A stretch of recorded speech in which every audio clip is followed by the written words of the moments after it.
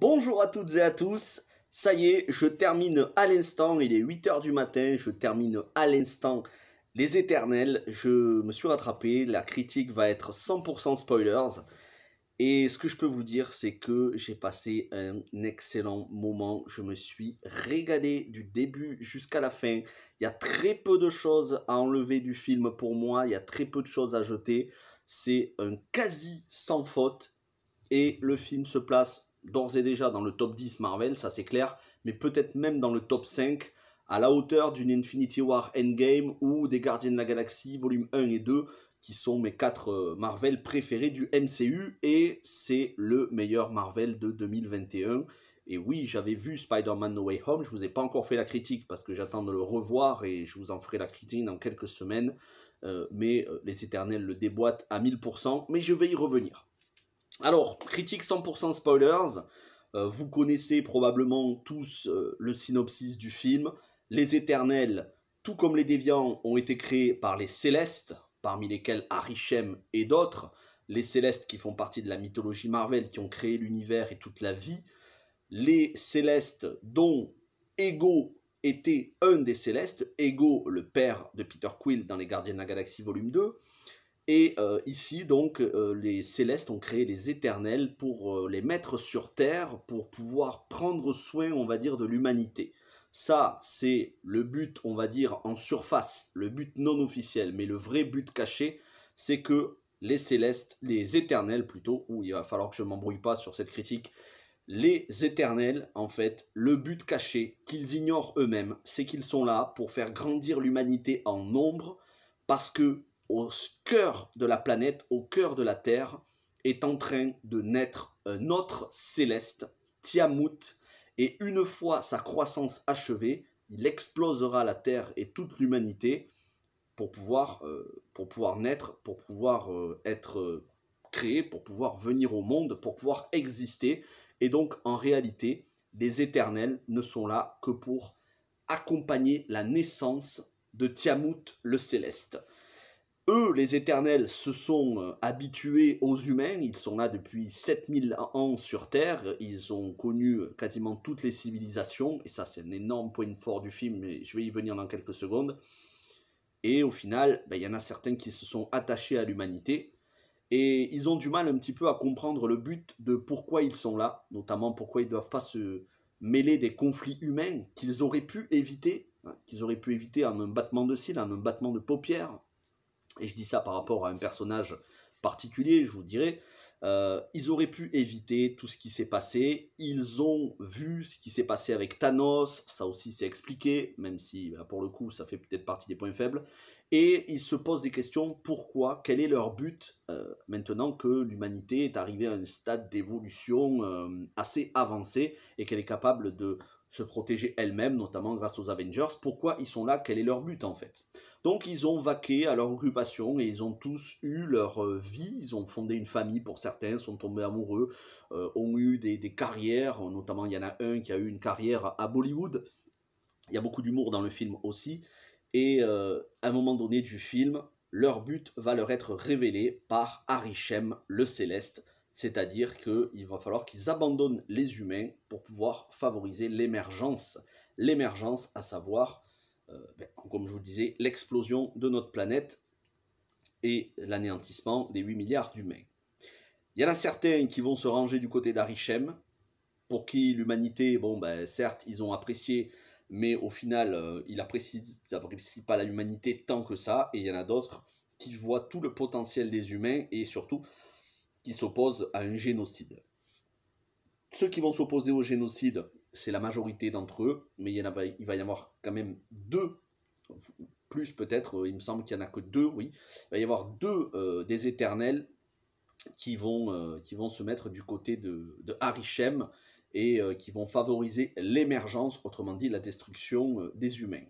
Il va y avoir un conflit entre les Éternels dans le film, il va y avoir des trahisons, il va y avoir des morts, certains Éternels qui vont mourir, mais au final, l'humanité va être sauvée par le sacrifice de certains, et le film se termine sur Arishem le Céleste qui épargne les Éternels qui ont détruit qui ont tué Tiamut, qui les épargne temporairement et qui va accéder à leurs souvenirs pour pouvoir estimer la valeur de l'humanité, pour pouvoir les juger. C'est comme ça que se termine le film. Il y a 2 scènes post-génériques, elles sont très importantes l'une comme l'autre. On va y revenir plutôt dans la fin de la vidéo. Là, je vais passer en revue le casting, la partie technique du film, et ensuite les points forts et les points faibles. Comme je vous ai dit, c'est 100% spoilers, donc si vous n'avez pas vu le film, il ne faut pas rester. Alors, le casting est déjà un casting en or massif, c'est un casting 5 étoiles, tous les acteurs, actrices, tous sont exceptionnels. Et on commence avec Gemma Chan. Gemma Chan qui avait déjà joué dans Captain Marvel pour le coup, donc il faudra voir un petit peu pour la cohérence. Bon, c'est pas très gênant, hein, honnêtement, elle avait un tout petit rôle dans Captain Marvel. Mais Gemma Chan, qui est issue de la série Humans, qui était elle-même le remake américain de la série Real Humans, et qui est non seulement magnifique, elle est sublime, mais elle joue avec une grâce, avec une beauté, avec de la justesse, avec une sensibilité. Elle fait Cersei, qui est probablement celle qui est attachée le plus à l'humanité parmi les éternels, celle qui va se voir confier la tâche de guider les autres éternels par le personnage de Ajak, joué par Salma Hayek, lorsque celle-ci sera morte. Et en fait, on va apprendre plus tard dans le film qu'elle a été tuée, qu'elle a été trahie et tuée par les déviants, mais en accord, ou plutôt qu'elle a été trahie et livrée aux déviants par Ikaris, un autre des éternels, joué par Richard Madden. Alors, Salma Hayek, je ne la présente pas, et vous la connaissez. Richard Madden, oui, c'est Robb Stark. Vous le connaissez si vous avez regardé Game of Thrones. Après, il a joué dans d'autres films, notamment Bastille Day, un bon petit thriller avec Idris Elba. Et une série, il me semble, mais je ne me souviens plus le nom, je crois que c'était Bodyguard, la série. Richard Madden qui fait le rôle de Ikaris, qui a à peu près les mêmes pouvoirs que Superman. D'ailleurs, il y a une blague sur ça dans le film, c'est assez amusant de voir le petit clin d'œil de Marvel à DC Comics. Et lui, Ikaris, ben, il comprend que la mission, il lui est révélé que la mission, ça va être d'accompagner l'humanité jusqu'à son extinction, et il se range du côté de cela. Il est d'accord avec ça. Et Salma Hayek, qui dans un premier temps faisait confiance à Arishem le Céleste et lui obéissait au doigt et à l'œil sans remettre en question, va s'apercevoir que c'est un génocide qui se prépare, ne sera pas d'accord avec ça, le dira à Ikaris qui va la trahir, et c'est comme ça qu'elle va mourir, mais avant de mourir, elle remettra, elle programmera en sorte de le passage de flambeau, de donner ses pouvoirs à Cersei, jouée par Gemma Chan. Donc, voilà pour ce qui est de ces 3 acteurs, Gemma Chan, Salma Hayek, Richard Madden. Passons aux autres éternels. On a Barry Keoghan qui lui fait Druig, qui a le pouvoir de prendre le contrôle des pensées des humains et qui est quelqu'un de très pacifique, qui tout au long des 7000 ans qui sont sur Terre a voulu faire en sorte que les humains ne s'entretuent pas dans des conflits, mais il avait ordre de ne pas se mêler des conflits entre humains, donc il s'est retiré, notamment en Amazonie. Et lui, vraiment, c'est quelqu'un de pacifique. Barry Keoghan, alors c'est un acteur extra, moi j'aime beaucoup. Je l'ai vu dans 71 de Yann Dumange, c'était sur le conflit irlandais, nord-irlandais, dans les années 70, donc avec l'IRA. Je l'ai vu aussi dans Mise à mort du cerf sacré. Je l'ai vu récemment, alors oui, dans Dunkerque, bien évidemment, et dans la série Tchernobyl. Donc il sera au générique du prochain The Batman de Matt Reeves, et Barry Keoghan, c'est un des meilleurs persos du film, mais j'y reviendrai. Angelina Jolie joue le rôle de Théna, ou Athéna, appelez ça comme vous voulez, c'est la déesse de la guerre. Alors ils ont tous des noms tirés de la mythologie, parce que eux-mêmes sont censés avoir inspiré la mythologie, puisqu'ils ont vécu aux côtés de plein de civilisations, les Égyptiens, les Grecs, les Babyloniens, tout ce que vous voulez. Et elle a des problèmes de mémoire, Angelina Jolie, des problèmes, une sorte de double personnalité, des problèmes de mémoire qui vont être importants dans le scénario, puisque en fait on va s'apercevoir que les éternels ont été créés et qu'à chaque fois ils sont là pour accompagner une émergence, c'est-à-dire la fin d'une planète et la naissance d'un céleste, et leur mémoire est formatée. Et elle a des résurgences de ces mémoires formatées. Le personnage de Théna, joué par Angelina Jolie, c'est ce qui fait d'elle un personnage important. Outre ça, Angelina Jolie, on ne la présente plus, elle est d'un charisme exceptionnel dans le film. Elle est Pour moi, c'est un de ses meilleurs rôles. C'est pas le rôle le plus développé parce qu'on ne doit pas la voir non plus pendant les 2h35 que dure le film. On la voit par-ci par-là, hein, c'est pas la seule. Elle partage l'affiche avec beaucoup. Ils sont une dizaine à être vraiment bien équilibrés. Mais Angelina Jolie est sublime. Elle est sublime dans le film avec sa coiffure blonde, ses cheveux longs, avec les costumes. Bref, j'y reviendrai. Autre acteur, Kumail Nanjiani, qui, alors, lui, il a fait une transformation physique, c'est impressionnant pour le film. C'est un bœuf, et en plus, il est sec, qu'il n'en peut plus. D'habitude, c'est un acteur de comédie américaine qui avait joué dans Stubber avec Dave Bautista, c'était une comédie sympathique. Et il a joué dans beaucoup d'autres, hein, mais je me souviens plus de sa filmographie, je l'ai vu plusieurs fois. Mais d'habitude, voilà, il a un physique, il a de la bonhomie, plutôt jovial, plutôt empâté un petit peu. Là, il a séché et ils lui ont fait faire une musculation, c'est impressionnant. Le mec, on dirait un bodybuilder, c'est hallucinant. Bon, ça fait pas très naturel, mais c'est quand même impressionnant physiquement.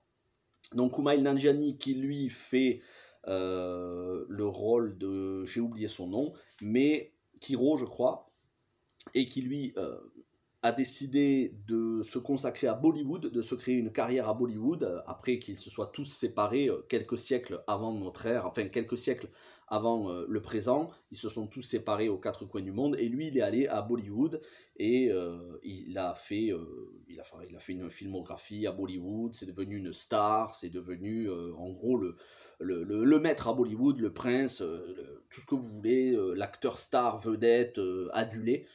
Il est très amusant dans le film. Il a pas mal de scènes qui sont amusantes, notamment dans des tournages de films bollywoodiens.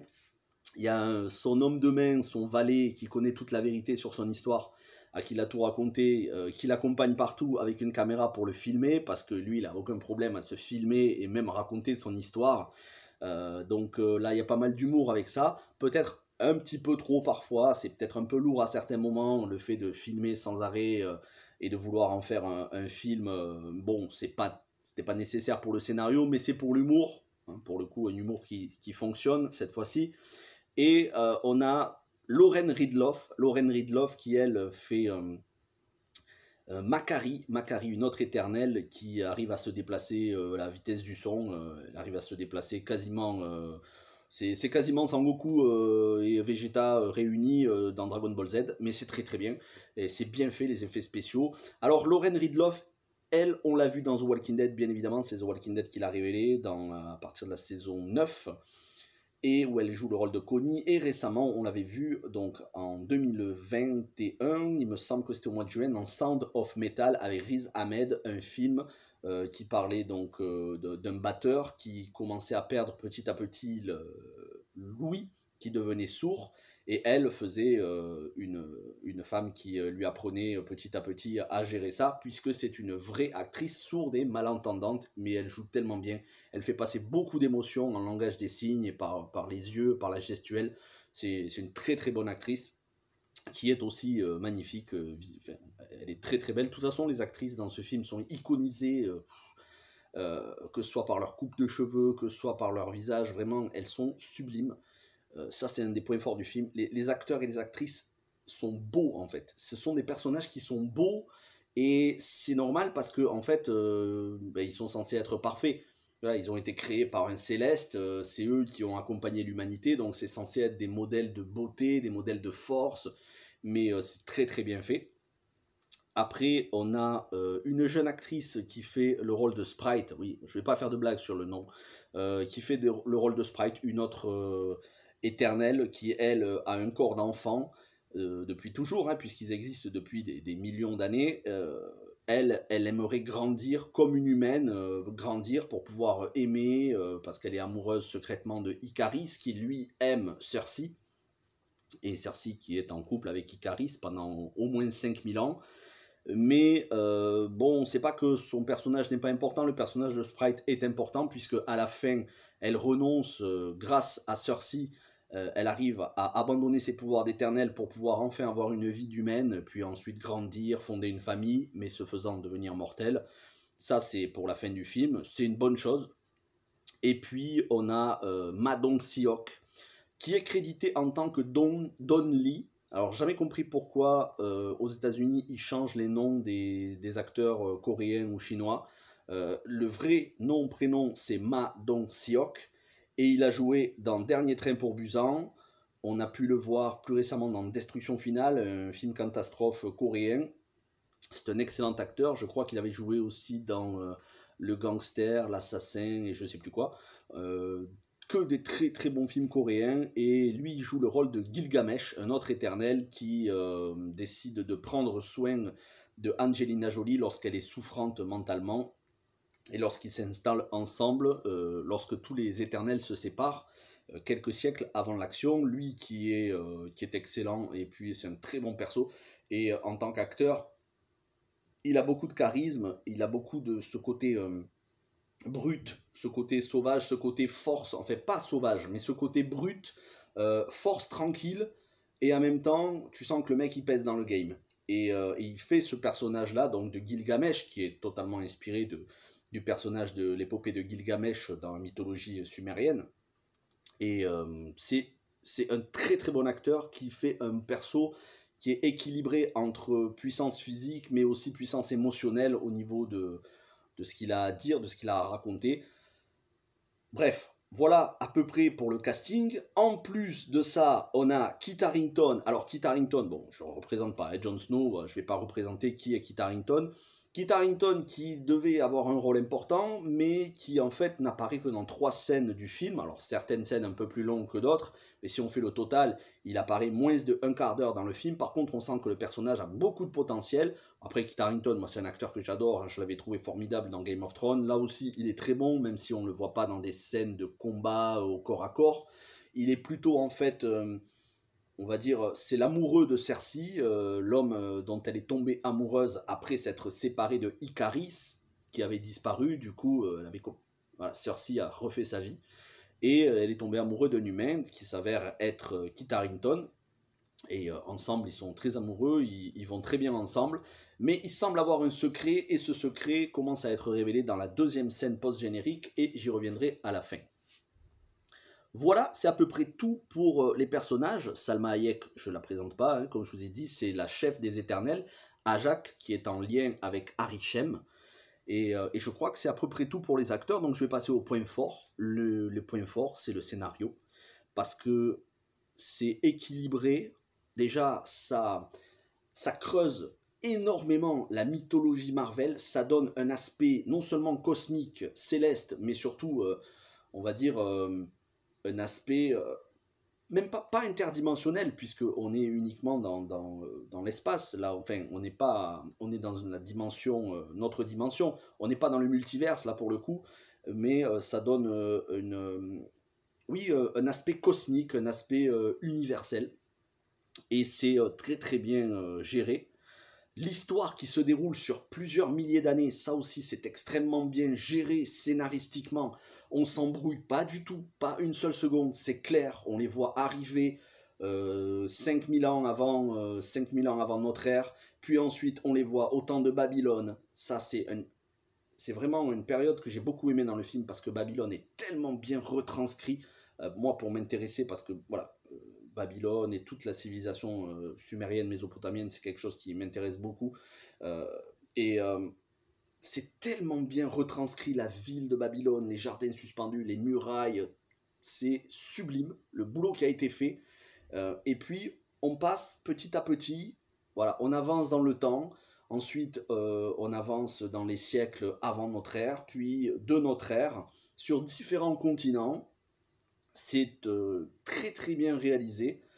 Au niveau du scénar, ça permet de voir que les personnages ont connu quasiment toute l'humanité, toutes les cultures différentes.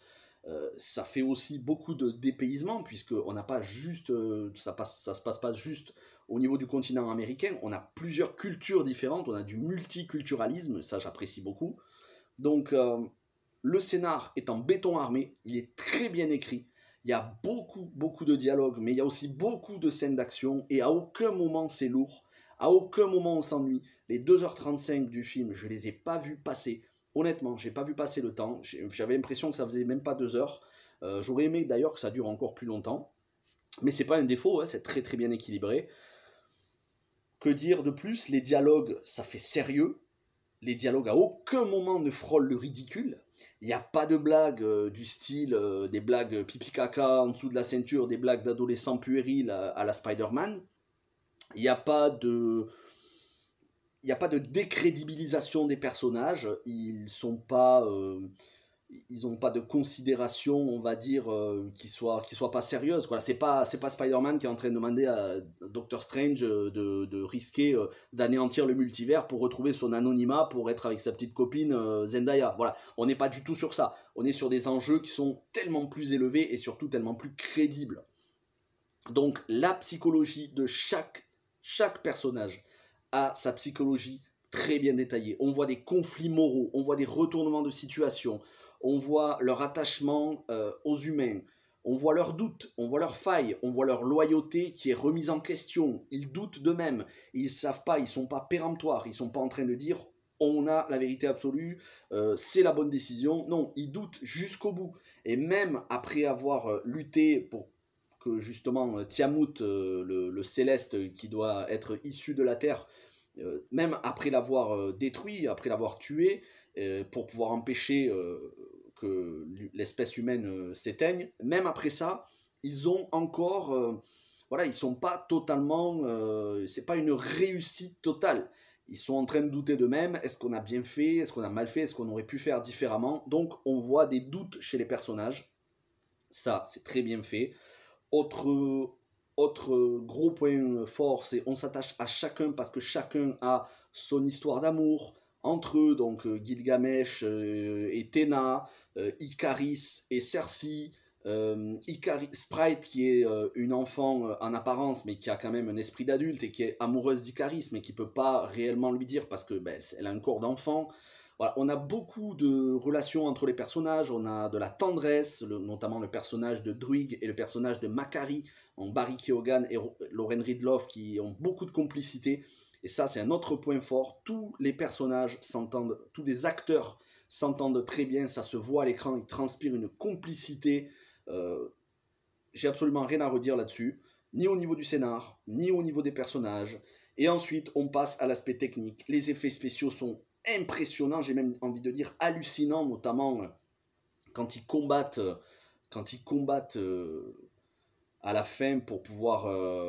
alors, il y a des combats qui se déroulent à différents stades de l'histoire, mais à la fin, lorsqu'ils combattent pour pouvoir arrêter Tiamut, qui se combattent entre eux, parce qu'il y a Icaris qui est le plus puissant d'entre eux, il essaye de les stopper avant de les rejoindre et de finalement ne plus les trahir. Ils se fight entre eux. Là, il y a beaucoup d'effets spéciaux. Il y a aussi des effets spéciaux où ils combattent les déviants, même si c'est plutôt anecdotique. L'histoire des déviants dans le film, c'est assez anecdotique. On voit juste les déviants qui ressemblent à des bêtes très moches et qui évoluent petit à petit. Mais ça, à la rigueur, c'est pas l'aspect le plus important du film. Et puis, on a Arishem le Céleste dans cette scène finale où il arrive aux abords de la Terre, à la toute fin du film, dans les 5 dernières minutes. Et on voit tous les cieux s'assombrir, on voit les cieux se déchirer, et on le voit en toile de fond, un petit peu comme le gardien le gardien du multiverse dans What If, sauf que là on est en live action. Donc on voit sa tête en fond, et on le voit en train de prendre les éternels qui se sont rebellés durant le film contre lui, de les prendre avec lui et de s'évaporer à un autre endroit de l'univers. Et honnêtement, il envoie du tellement lourd. Le design d'Arishem, le céleste, est tellement bien fait. Les effets spéciaux, c'est hallucinant. On a aussi pas mal de séquences où les personnages volent, se téléportent, vont à la vitesse lumière. Donc c'est vraiment très très bon. Les séquences d'effets spéciaux qui sont en dehors de la Terre, où on voit la Terre de loin avec les personnages qui sont dans l'univers, que ce soit en vaisseau ou qui volent, comme donc Icaris, joué par Richard Madden, qui à la fin s'en va de la Terre, vole vers le soleil. Tous les effets spéciaux sont irréprochables. Ensuite vient la musique, et là c'est pas n'importe qui, c'est Ramin Djawadi, le compositeur de Game of Thrones, qui a fait un boulot encore une fois formidable. La bande originale est excellente, épique à certains moments, douce et calme à d'autres. Absolument tout est bon. Les costumes Les costumes sont somptueux. Chaque éternel a son costume. Un design magnifique au niveau des couleurs, tout comme le mobilier, tout comme les armes, les objets. Vraiment, tout transpire la crédibilité. Chloé Zhao a fait vraiment une réalisation irréprochable. C'est une grande réalisatrice, je vous l'avais expliqué dans ma vidéo sur Nomadland. C'est une grande réalisatrice, elle est oscarisée maintenant.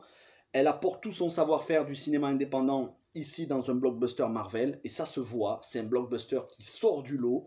C'est un blockbuster qui réfléchit, avec des personnages qui sont touchants. Il y a de la profondeur psychologique, il y a de la baston, c'est pas en reste, loin de là. C'est un film qui est absolument irréprochable sur tout son aspect technique, qui a un des meilleurs scénarios pour un Marvel. Maintenant, si je devais vous dire ce qui ne m'a pas plu, ou moyennement, alors il y a l'aspect woke du film avec le personnage de Phastos, dont je ne vous avais pas parlé, c'est joué par Brian Tyree Henry. Phastos ou Héphaïstos, c'est celui qui crée les technologies. Lui qui a créé des technologies pour accompagner les humains et à un moment donné, bah, il est dégoûté parce que les humains se sont servis des technologies jusqu'à créer la bombe atomique. Et on voit d'ailleurs le Hiroshima, un passage en 1945 avec Hiroshima. Donc il est dégoûté, et il se retire de la civilisation, mais finalement il fonde une famille et il retrouve foi en l'espèce humaine. Bon, il fonde une famille gay. Il est en couple avec un homme, ils ont adopté un enfant. Moi, vous savez, c'est pas quelque chose que j'apprécie. Je n'aime pas quand on montre ça au cinéma, qu'on le banalise. C'est du wokisme, clairement. Ceci dit, c'est... alors, quand on parle de wokisme, on parle de progressisme, notamment progressisme LGBT. C'est pas ce que je préfère dans les films. Moi, s'il n'y avait pas eu ça, ça aurait été mieux.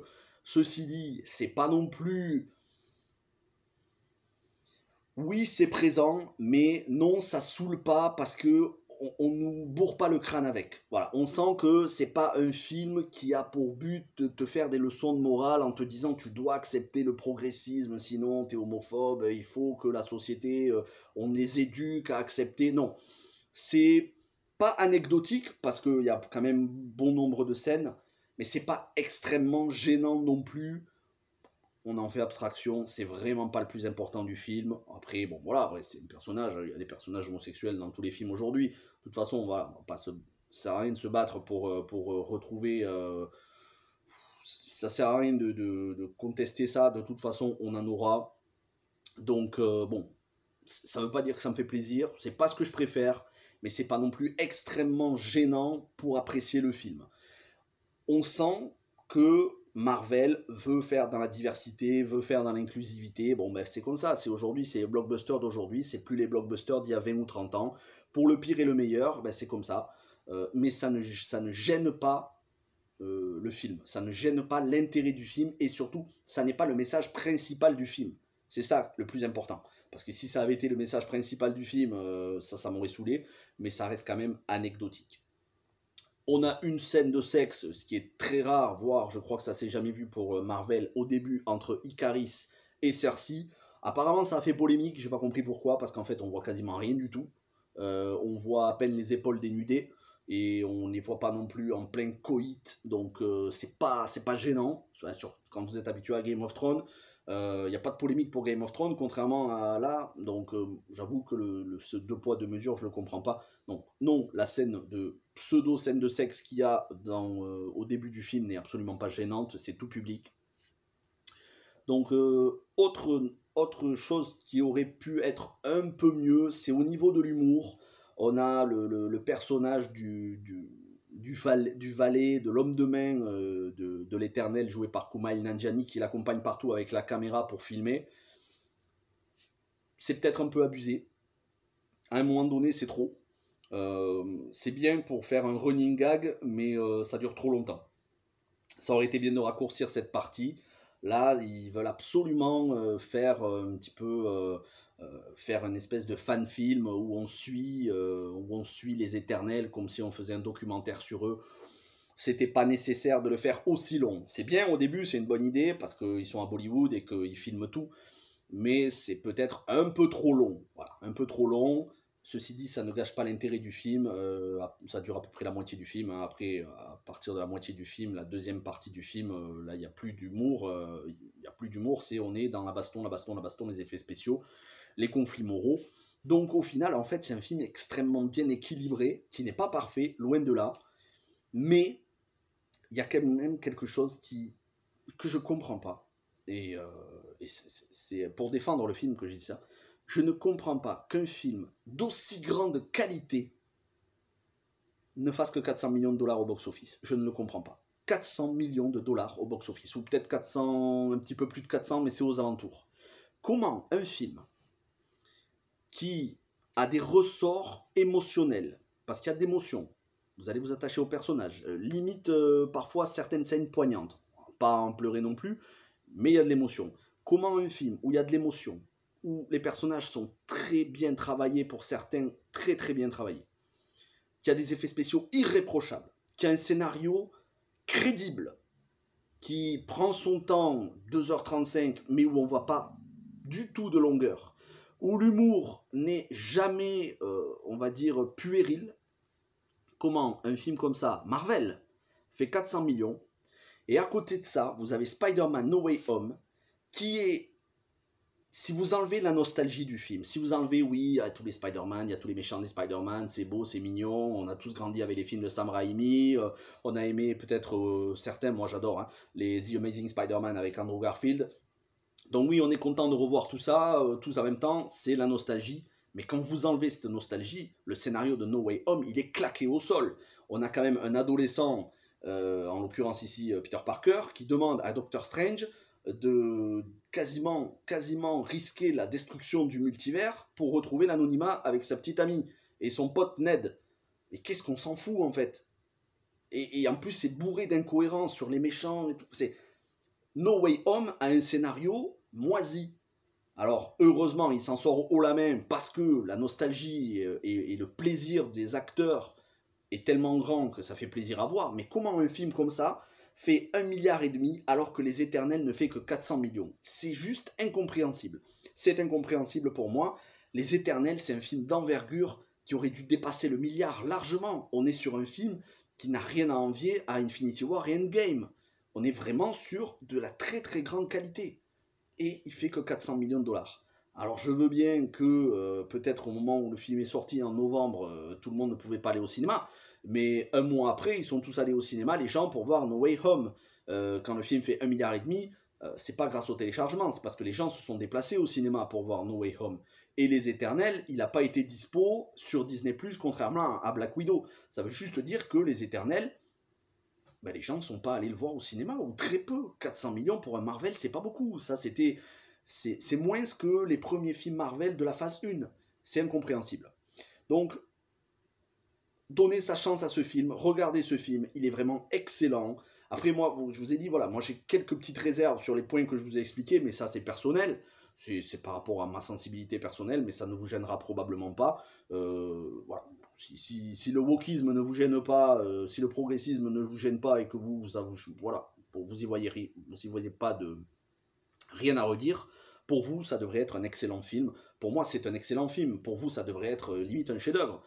Honnêtement, pour moi, il est dans le top 5. Je pense qu'il est dans le top 5 des Marvel à ce jour. Et je prendrai beaucoup de plaisir à le revoir parce qu'il s'est passé tellement de choses dans ce film que c'est un film tellement riche à décortiquer, à analyser. Voilà, la vidéo est un petit peu longue, certes, mais c'est une vidéo 100% spoilers. Donc je vous ai dit absolument tout ce que je pensais de ce film. Tout ce que j'ai dit, je le pense. Merci d'avoir regardé cette vidéo, je vous dis à très bientôt, et ben, bientôt je vous ferai la vidéo sur Spider-Man No Way Home, quand j'aurai vu le film en bonne qualité, autrement dit quand il sortira en DVD ou VOD, pas pour tout de suite. À ce moment-là, je vous analyserai, pareil, 100% spoiler, No Way Home, parce qu'il y a de très bonnes choses dans No Way Home, et il y a aussi de très mauvaises choses. Mais c'est pas le cas des Éternels, il y a quasiment que des bonnes choses, et je devais de le dire parce que il faut rendre justice à ce film qui n'a pas eu le succès qu'il mérite au box-office. Voilà ce que je voulais vous dire, merci d'avoir regardé cette vidéo, n'hésitez pas à réagir en commentaire, vous me donnez votre avis, tout ce que vous avez aimé, tout ce que vous n'avez pas aimé, vous avez le droit de pas être d'accord avec moi, on reste poli, respectueux dans les commentaires, portez-vous bien, et à très vite, ciao tout le monde.